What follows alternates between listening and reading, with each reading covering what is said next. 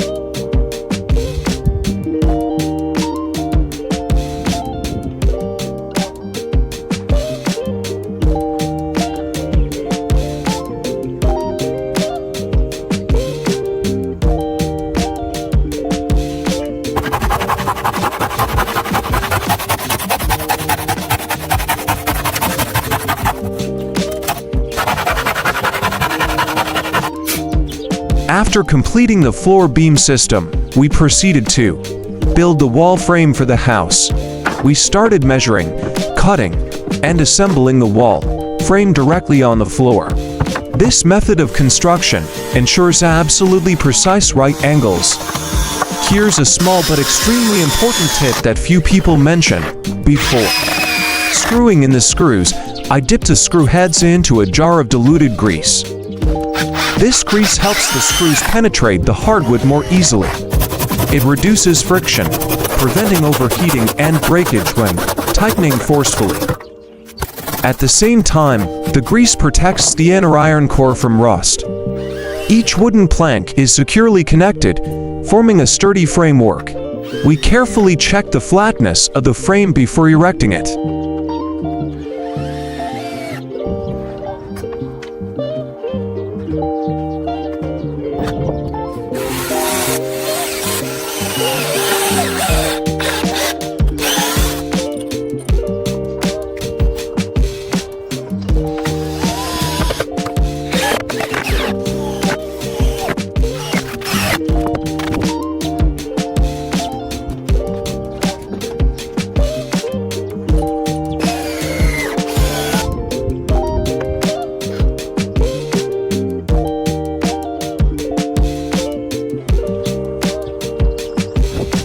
Moving on to the next wall, the complexity increased slightly. This is where I placed the window to get natural light. Instead of cutting the frame after the wall was built, I inserted the window frame during assembly. The first challenge was using recycled old window frames. Their dimensions weren't standard like new factory-made ones. I had to meticulously measure every millimeter for the wooden frame. I screwed the frame horizontally from the wall to the window frame to secure it. This method turned the window frame into a load-bearing part of the wall. A little secret: always leave a 5 mm gap around the old window frame.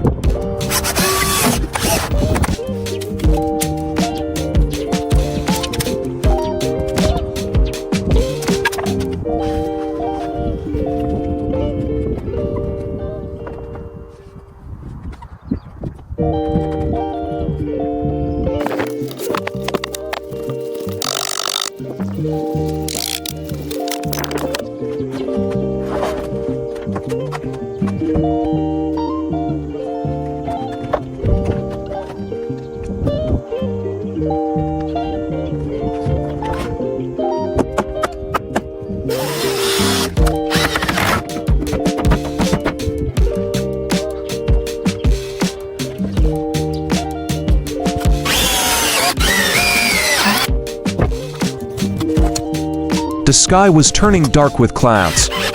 We decided to split into two teams working simultaneously to meet the deadline. I would take on the most difficult task, climbing high to build the roof. Meanwhile, my partner would begin cladding the walls with wood. Coordination was key to finishing before the rain. Wall cladding required meticulousness and an eye for aesthetics. Working at height, on the other hand, demanded intense concentration and steady feet. The sounds of saws and hammers blended together, creating a symphony of labor. Watching the house change hour by hour was truly a mental boost.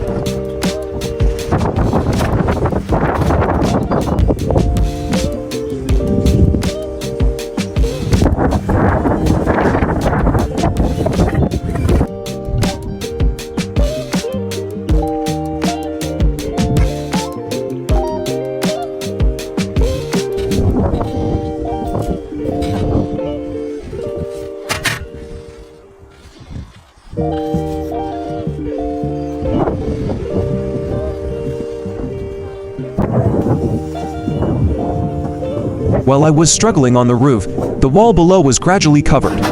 We chose the traditional and most effective lapboard siding method. The top plank overlaps the bottom plank by about 2 to 3 centimeters. This principle utilizes gravity to allow rainwater to slide completely outwards. Water will never have a chance to seep back into the wall structure. A little trick is to use a guide rail when installing the next plank. This guide rail helps maintain a consistent spacing between the rows of planks without needing to measure.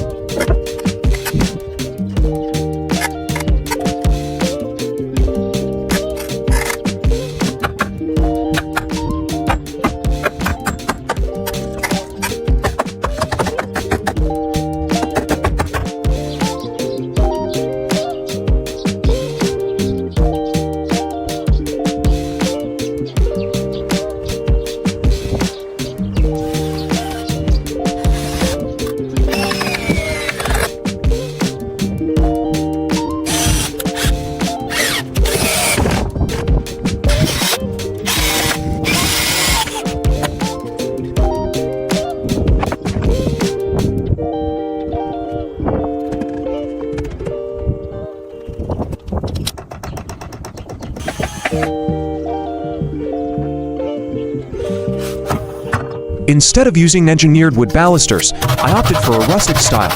I utilized round, peeled, and thoroughly dried tree branches.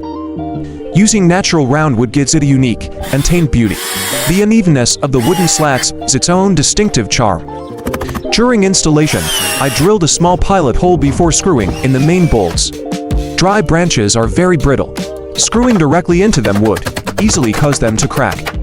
I spaced the slats appropriately, ensuring safety for young children. Each slat was erected, and the railing gradually emerged, full of artistry. It not only provides safety but also adds a romantic touch to the house. And that completes the rough construction of the porch. It looks truly worth the effort.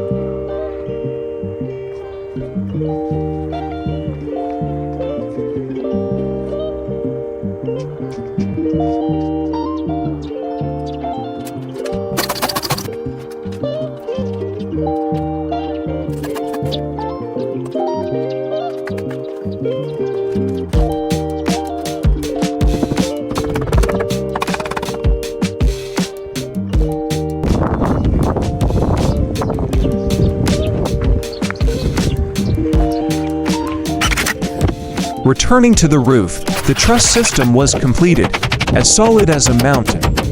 Now it was time to install the oriented strand board OSB. OSB boards had excellent horizontal load-bearing capacity, providing strong bracing for the roof. When installing the boards, I always remember to stagger the joints, just like with bricklaying.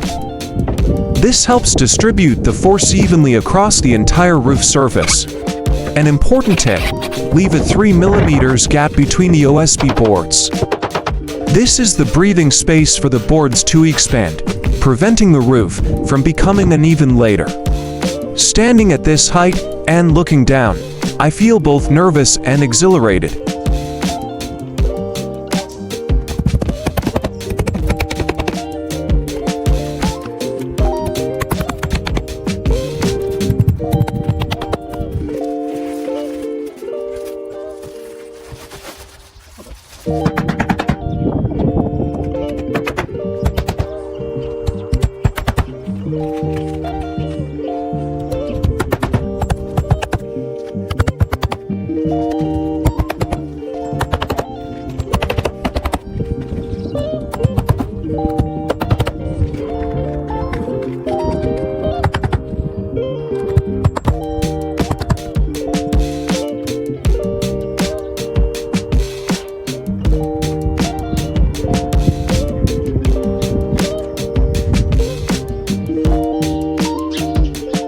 First, I painted the round balusters of the railing.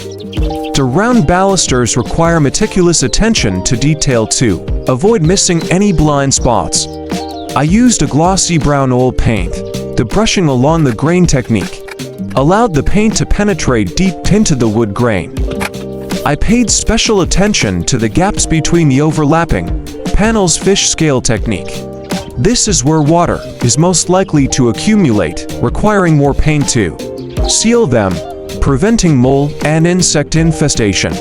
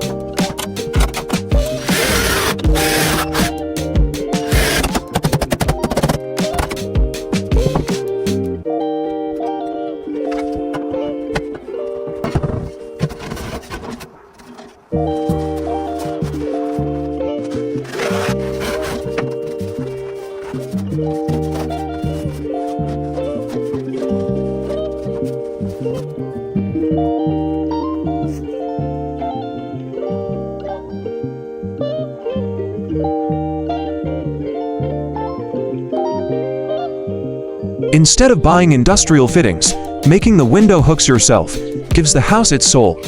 Technique. Cold bending method was used.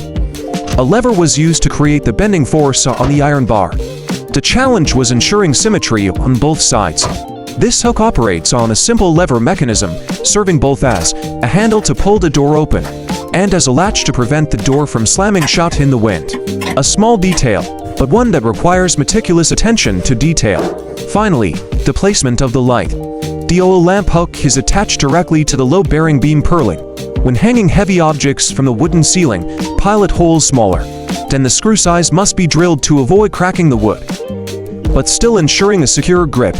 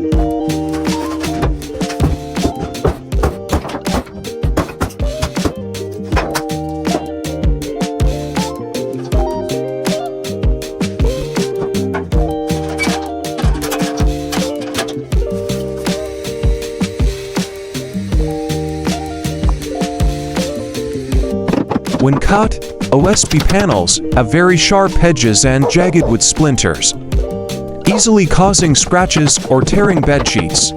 The necessary solution is to thoroughly sand the edges and round the corners. The characteristic chaotic wood grain of OSB creates a rustic, earthy beauty that perfectly matches the style of the house. The roughness of OSB wood combined with the softness of the carpet creates a tactile balance. The L-shaped bed corner is now complete. It's not just a place to sleep, but a truly chill space next to the fireplace. With leftover pieces of wood and skillful hands, we've created a cozy little corner amidst nature.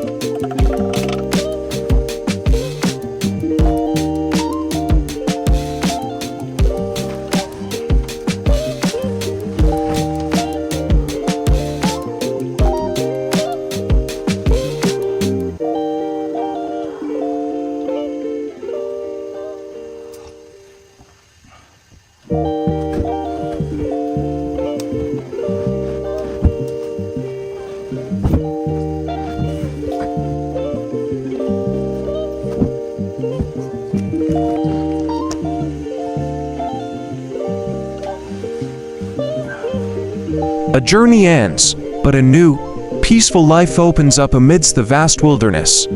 This little house will be a place of healing for souls seeking peace. No need for luxury, the hard work itself has transformed this place into the most peaceful sanctuary in the world. Happiness is sometimes just a warm home and a good night's sleep. Thank you for accompanying me in making this little dream a reality. If you have a dream like mine, start working on it now, don't hesitate. And now, good night. Goodbye and see you again in the next videos with new projects.